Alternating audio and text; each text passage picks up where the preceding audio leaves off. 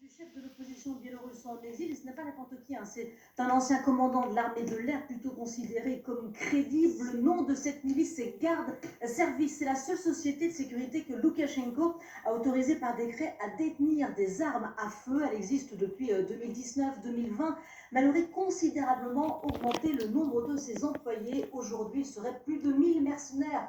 Voici ce qu'il dit également. La formation, le recrutement se poursuivent depuis plusieurs mois. Le personnel a été augmenté par des officiers, des sergents, des soldats, des forces d'opération spéciales et des unités spéciales des forces de l'ordre du Bélarus. Contrairement à Wagner, eh bien, le personnel est dûment vérifié, filtré. N'importe qui ne peut pas postuler. Un personnel qui se serait donc beaucoup entraîné ces derniers mois et qui a même son propre centre de formation. Elle se préparait à participer à des opérations militaires. Selon Deutsche Welle, la milice pourrait être utilisée dans des groupes de sabotage, de reconnaissance, ainsi que pour des opérations d'assaut. Mais alors, y a-t-il des liens avec Wagner? En tout cas, c'est ce que dit cet opposant biélorusse. Le président russe Vladimir Poutine a beaucoup investi apparemment dans cette milice et en fait un équivalent biélorusse du groupe Wagner, selon donc cet opposant. Ces mercenaires pourraient effectuer des missions également pour le compte de Wagner. Un employé de cette milice aurait également affirmé dans des médias indépendants que Wagner serait déjà venu cet été pour former cette milice biélorusse, une milice à qui l'on aurait promis des salaires avantageux, des voyages d'affaires, mais difficile de confirmer ces dernières informations. Merci beaucoup Sylvia. Colonel Père de Jong, on va avoir besoin de vos lumières. 1000 membres de cette milice privée, il y en a 50 000 avec Wagner, Wagner qui vient justement les former. Est-ce qu'il y a lieu de s'inquiéter vu ce qui se passe en Biélorussie avec cette milice appelée Garde Service, rappelons-le? Non, je ne crois pas, parce qu'en fait, vous savez, en Russie, de façon générale, Biélorussie, etc., la règle d'employer des SMP est devenue quasiment habituelle. C'est vrai que s'il y avait un CAC 40 des SMP, bien évidemment, si vous voulez, Wagner serait la société totale, bien évidemment. Mais encore une fois, ce qu'on voit, c'est que l'usage de SMP est extrêmement important. Vous m'entendez? Oui, je vous entends toujours. On a juste perdu votre image, mais je vous entends.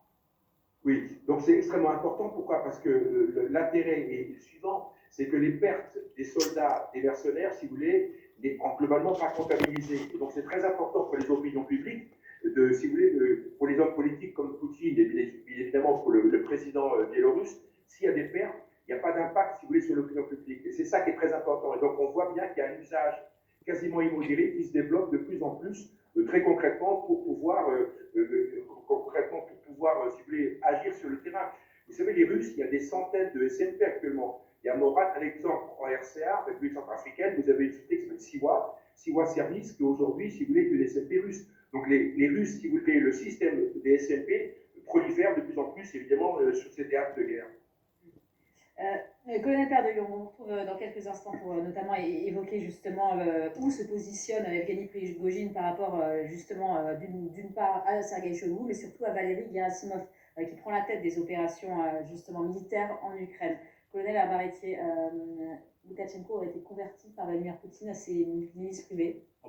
Loukachenko, c'est un complice de Vladimir Poutine, en fait. Donc, moi, je ne sais pas s'il a été converti. En fait, il joue sa propre partition, qui est de survivre. Il est au pouvoir depuis 1993-94. Donc, il cherche, dans un contexte difficile, à maintenir son poste. Ensuite, le problème l'avantage, pour rebondir sur ce que disait le colonel Père de Jong, des sociétés militaires privées, les Russes n'ont pas été les seuls à en profiter, parce que moi je me souviens, quand j'étais dans l'OTAN, dans un domaine des transmissions que je connais bien, les Américains utilisaient les gens de Blackwater en Irak, dans des zones risquées, ce qui évitait de mettre des GI, et puis surtout des rares pays de l'OTAN qui envoyaient des soldats, et ben de les risquer. Donc on savait qu'on avait un technicien qui était souvent un ancien militaire américain, un des transmissions, qui connaissait bien le matériel, mais qui était de Blackwater. Donc en fait, un type de Blackwater qui se fait étriper, comme on l'a vu malheureusement, ou qui disparaît, ça n'est pas dans les statistiques. Ouais. Un GI, c'est dans les statistiques. Et en plus, si c'est un soldat espagnol ou britannique, voilà, c'est encore pire, parce qu'il y a l'opinion publique qui joue derrière. Donc voilà, quant aux sociétés militaires privées, c'est vieux comme Hérode. Hannibal, dont je parlais tout à l'heure, ses meilleurs soldats, c'était des Gaulois, qui recrutaient en Gaule cisalpine, et puis qui lui ont permis de vaincre les Romains. Voilà.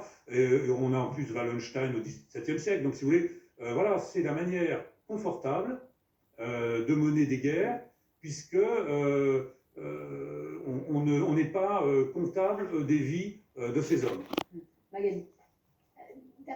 D'après les informations sur, donc sur ce groupe, cette entreprise privée garde-service, elle est apparue, elle est montée en puissance au moment des troubles à l'élection, la dernière élection présidentielle, où Loukachenko a bourré les urnes et où il a fait face à des manifestations monstres dans la rue. Et le moment où justement il autorise ce groupe à avoir des armes, à pouvoir posséder des armes, c'est qu'en fait, il le fait parce qu'il a besoin d'une milice privée pour défendre son propre pouvoir. En fait, c'est à ce moment-là que cette milice apparaît, parce que voilà, il sent son pouvoir contesté, il est de plus en plus inquiet, et il s'entoure d'une milice à ses ordres qui aura pour mission de le défendre coûte que coûte. Alors aujourd'hui, d'après les informations de l'opposition biélorusse, ce groupe-là pourrait être utilisé en Ukraine, mais au départ, c'est vraiment pour la protection personnelle de Loukachenko.